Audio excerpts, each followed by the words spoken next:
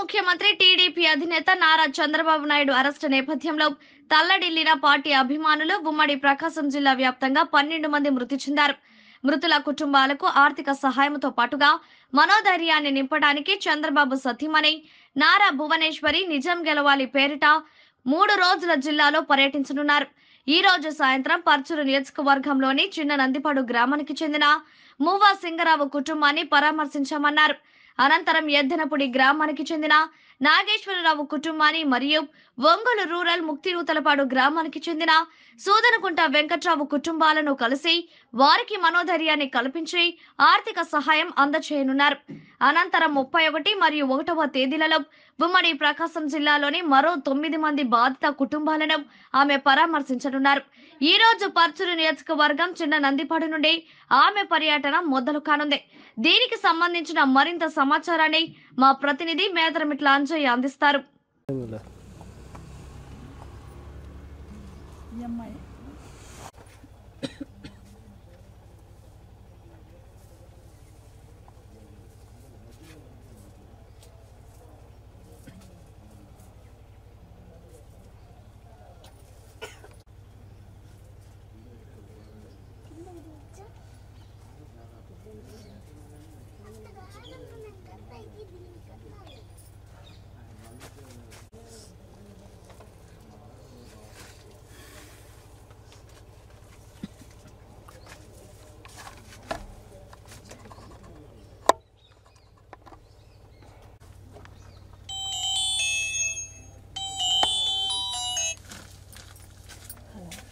ఉమ్మడి ప్రకాశం జిల్లాలో తెలుగుదేశం పార్టీ అధినేత నారా చంద్రబాబు నాయుడు గారు సతీమణి నారా భువనేశ్వరమ్మ నిజం గెలవాలని పేరుతో ఉమ్మడి ప్రకాశం జిల్లాలో 3 రోజుల పాటు పర్యటిస్తున్నారు. అందులో భాగంగా పర్చూరు నియోజకవర్గంలోని చిన్నందిపాడు గ్రామంలో, అంటే ప్రకాశం జిల్లాకి బార్డర్ అన్నమాట, ఆ ఊర్లో ప్రజెంట్ మనం ఉన్నాం. చంద్రబాబు అక్రమ అరెస్టుతో తెలుగుదేశం పార్టీ వీరాభిమాని మువ్వా సింగారావు మృత్యువాత పడ్డారు. ప్రజెంట్ మనం ఆయన ఇంటి వద్దనే ఉన్నాం. అసలు ఎలా చనిపోయారు, పరిస్థితులు ఏంటి, వాళ్ళ కుటుంబ సభ్యులు అడిగి మొత్తం తెలుసుకుందాం. మువ్వా సింగారావు ఇంట్లో ఉన్నాం. ఆయన ఎలా చనిపోయారు, దానికి కారణాలు ఏంటి, తెలుగుదేశం పార్టీలో మంచి అభిమానిగా ఉన్న సింగారావు గారు ఎలా చనిపోయారు, ఆ వివరాలు వాళ్ళ బాధ్యత అడిగి తెలుసుకుందాం. అమ్మ పార్వతి గారు, అసలు పరిస్థితులు ఏంటి, అంటే ఎట్లా టీవీ చూస్తా ఎప్పుడు జైల్లో ఉన్నప్పుడు జైల్లో ఉన్నప్పుడేనండి చూసి రోజు టెన్షన్ పడతా ఉండేవాడు.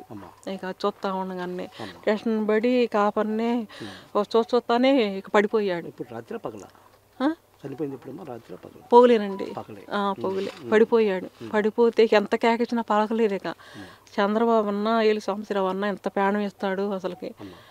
ఇక పడిపోతే ఎంత కేకిచ్చినా పలకలేక పలకపోతే హాస్పిటల్ తీసుకెళ్ళాం. ఇక తీసుకెళ్ళగానే పేట తీసుకెళ్తే ఇక ఏమి లేదు,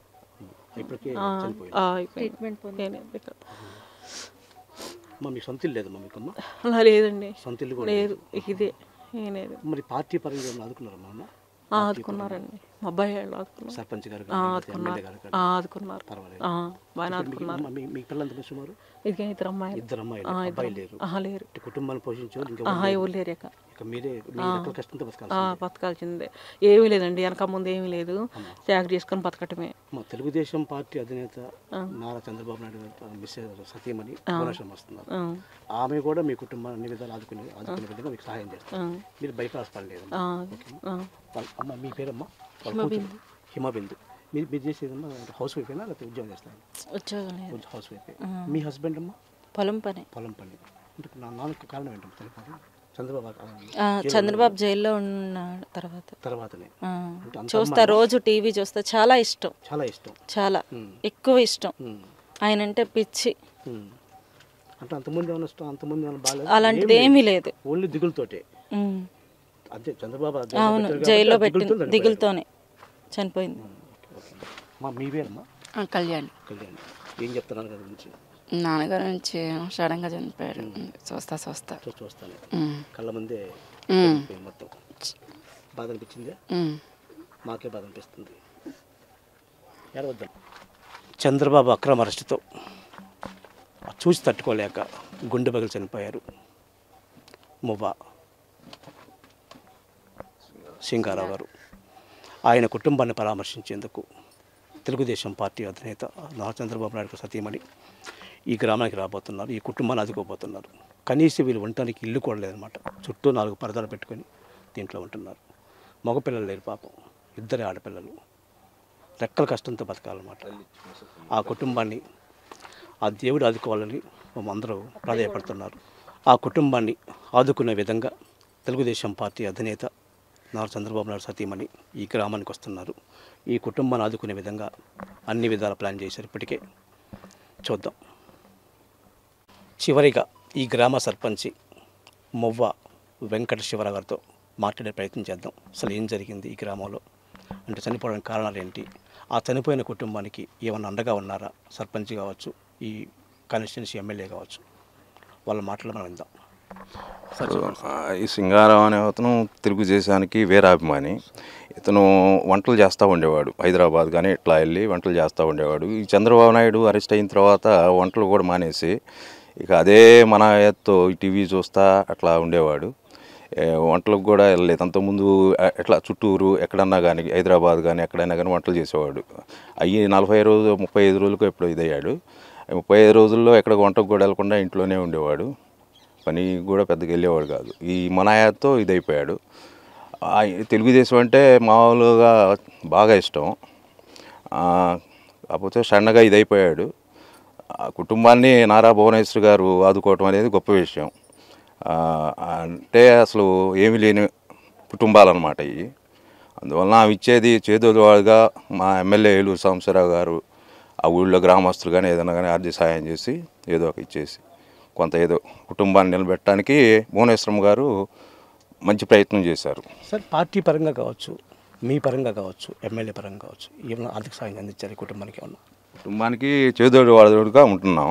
ఇబ్బంది ఏమి ఉండదు. రేపు 5 ఇళ్ళు అది ఇచ్చేసి ఏదో కుటుంబాన్ని నిలబెట్టే ప్రయత్నం చేస్తాం. ఎమ్మెల్యే గారు మా ఊరంటే బాగా ఇంట్రెస్ట్. అందుట్లో మొన్న రమేష్ వాళ్ళు అదే ముందు తాగి మిర్చి రైతు చనిపోయినప్పుడు కూడా మా ఊరంటే ఇంట్రెస్ట్గా ఎమ్మెల్యే ఏలూరు సాంబశివరావు గారు ఉంటారు.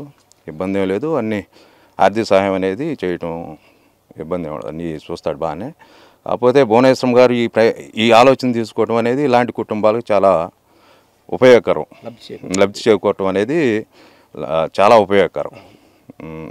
భువనేశ్వరం గారికి కృతజ్ఞతలు చెబుతాం. Thank you sir. ఓకే.